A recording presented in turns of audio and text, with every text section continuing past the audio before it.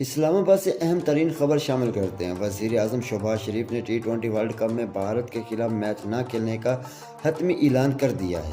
وفاقی کابینہ کے اجلاس میں گفتگو کرتے ہوئے وزیر اعظم کا کہنا تھا کہ ہم نے یہ فیصلہ انتہائی سوچ سمجھ کر کیا ہے اور اس پر کوئی سمجھوتا نہیں ہوگا۔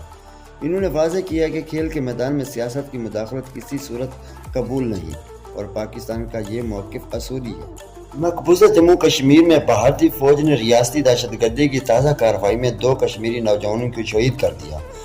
کشمیری میڈیا سروس کے مطابق مچلتا کے علاقے میں سرچ آپریشن اور محاصرے کے دوران نوجوانوں کو نشانہ بنایا گیا۔ علاقے میں قابض فوجی کی بھاری نفری تاحال موجود ہے، جس کے باعث صورتحال انتہائی کشیدہ بتائی جا رہی ہے۔ وزیر اعلیٰ پنجاب مریم نواز نے راجن پور میں گرین بس سروس کا افتتاح کے موقع پر خیبر پختونخوا حکومت کو کڑی تنقید کا نشانہ بناتے ہوئے کہا، خالی شعور سے عوام کا پیٹ نہیں بھر سکتا۔ انہوں نے سوال کیا کہ اگر لوگ روٹی کی جگہ شعور کہیں گے۔ مریم نواز نے مزید اعلان کیا کہ پنجاب حکومت اپنا کھیت اپنا روزگار اسکیم کے تحت زمین کاشتکاروں کو 5 ایکڑ تک زمین مفت فراہم کرے گی تاکہ حقیقی ترقی ممکن ہو سکے۔ داخلہ سندھ نے PTI اور دیگر جماعتوں کو سخت وارننگ دیتے ہوئے کہا کہ کراچی کی سڑکیں بند کرنے کی اجازت کسی صورت نہیں دی جائے گی۔ میڈیا سے گفتگو میں ان کا کہنا تھا کہ زبردستی دکانیں بند کرانے والوں کے خلاف قانون سختی سے حرکت میں آئے گا، جبکہ شہروں کو بلاک کرنا قانون کی سنگین خلاف ورزی ہے جس پر دہشت گردی کے دفعات لگنی چاہیے۔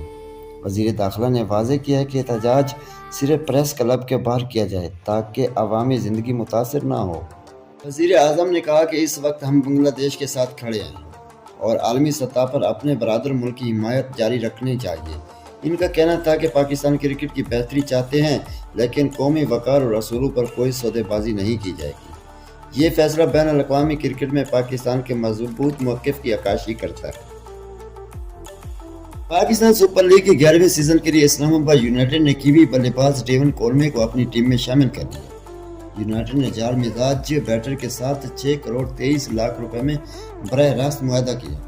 فرانچائز نے سوشل میڈیا پر کولمے کو خوش آمدید کہتے ہوئے امید ظاہر کی ہے کہ ان کی شمولیت سے ٹیم کی بیٹنگ لائن مضبوط ہوگی۔